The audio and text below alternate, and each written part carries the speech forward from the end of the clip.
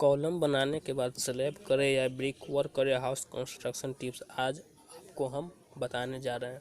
दोस्तों, अगर आप अपना घर का कंस्ट्रक्शन करवा रहे हैं तो ये वीडियो ज़रूर देखना, क्योंकि आज हम हाउस कंस्ट्रक्शन पर वीडियो लेके आया हूँ। हमारा एक हाउस कंस्ट्रक्शन के प्रोजेक्ट चल रहा है। जब भी हम हाउस कंस्ट्रक्शन करवाते हैं तो मोस्टली दो तरह का घर बनवाते हैं।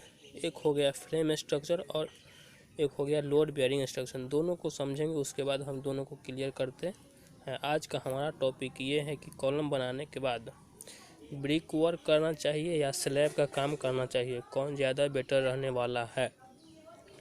स्लैब के बाद ब्रिक वर्क करना चाहिए, उसमें से सबसे बेस्ट प्रोसेस कौन सा है, उसके बारे में हम बात करने वाले हैं। तो हमारा टॉपिक है फ्रेम स्ट्रक्चर और लोड बेयरिंग स्ट्रक्चर में क्या डिफरेंस है। तो फर्स्ट है फ्रेम स्ट्रक्चर। तो फ्रेम स्ट्रक्चर क्या है? फ्रेम स्ट्रक्चर हो गया जिसमें हम कॉलम प्रोवाइड करवाते हैं, बीम प्रोवाइड करवाते हैं, स्लैब प्रोवाइड करवाते हैं, फिर ब्रिक वर्क का काम करवाते हैं।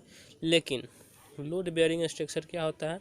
लोड बेयरिंग स्ट्रक्चर जिसमें हम ब्रिक वर्क करते हैं, बीम करते हैं, कॉलम के वगैरह नहीं होता है, मोस्टली बीम भी नहीं होता है, सिर्फ स्लैब होता है। ठीक है, तो उसमें हमारा स्लैब का लोड जो होता है ब्रिक के थ्रू नीचे चला जाता है और फ्रेम स्ट्रक्चर में कॉलम के थ्रू नीचे चला जाता है। तो अभी बात आती है, अगर हम पहले कॉलम कास्ट कर लिया, ठीक है, उसके बाद अगर हम स्लैब करना चाहिए, अगर देखा जाए तो अगर हम स्लैब करते हैं तो उसके क्या है, तो उससे स्लैब कर देंगे। जब हम उसके नीचे ब्रिक वर्क करेंगे, उसका जब ब्रिक वर्क कंप्लीट हो जाएगा, जब बीम या स्लैब तक पहुंच जाएगा, तो जब लास्ट लेयर होती है मतलब ब्रिक्स वर्क नीचे से ऊपर पहुंच गया, तो उसमें हमारा गैप बचता है। गैप तकरीबन एटलीस्ट 20 mm से 30 mm या 40 mm के भी गैप हो जाता है। तो वह गैप हमें फील नहीं कर पाते हैं, तो अच्छे से नहीं, ठीक है। इससे काफ़ी मोस्टली जहाँ भी पहले कॉलम करते, स्लैब कास्ट कर लिए और ब्रिक्स वर्क करने के बाद आए, तो वहाँ दिक्कत ऐसी आती है कि ऊपर वाला गैप प्रॉपर तरीके से फील नहीं होता है। और क्या होता है, जब लोड आया तो बीम के नीचे वो गैप या 20 mm का गैप हो, वो गैप अगर एक्सेस लोड आ गया बीम पर तो वहाँ से डिफ्लेक्ट हो जाएगा, तो उस वजह से स्लैब में क्रैक आ जाएगा। तो उस वजह से ऊपर की स्टोरी के दीवारों में क्रैक दिखने लगती है। तो ये हम बात कर रहे हैं कि मल्टी स्टोरी बिल्डिंग या बड़े बड़े बिल्डिंग, तो उसमें हम यह नहीं करते हैं। हम क्या करते हैं, उसमें हमारा पूरा शेड्यूल रहता है कि बड़े बड़े बिल्डिंग में कॉलम बीम कर दिया, फिर स्लैब कास्ट कर दिया, उसके बाद ब्रिक वर्क का काम चलते रहता है। तो उसमें हम वैसा नहीं कर सकते हैं। लेकिन हमारा जो घर की कंस्ट्रक्शन होती है तो उसमें आपको क्या करना है, उसमें आप पॉसिबल है तो पहले कॉलम ख़त्म कर लो, उसके बाद ब्रिक्स वर्क कर लो, उसके बाद स्लैब कास्ट करो।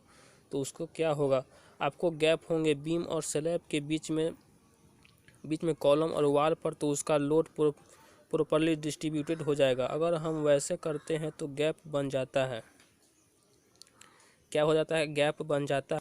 वीडियो आने वाला है कि पहले कॉलम करे या ब्रिक वर्क करे, तो इसके बाद आप चूज भी कर सकते हैं।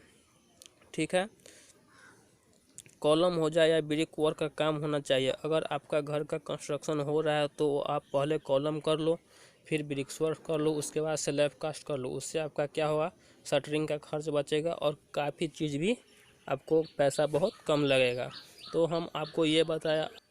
आपको ये बताया कि पहले क्या करना चाहिए, तो आप समझ गए कि हमें क्या करना चाहिए। ये हम लोग क्यों करते हैं, क्योंकि अगर पहले आप बना स्लैब कास्ट कर दीजिएगा, उसके क्या होगा, उसके आपका लोड प्रॉपर डिस्ट्रीब्यूटेड नहीं होगा। अगर आप प्रॉपर लेयर से अगर घर बनाते हैं तो आपका लोड क्या होगा, प्रॉपर डिस्ट्रीब्यूटेड होके फाउंडेशन में चला जाएगा, जो ज़मीन के अंदर में आपका चला जाएगा।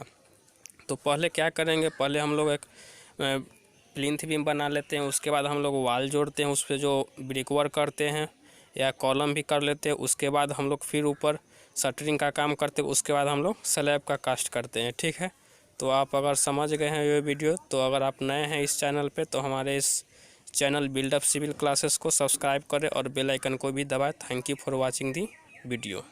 Thank you.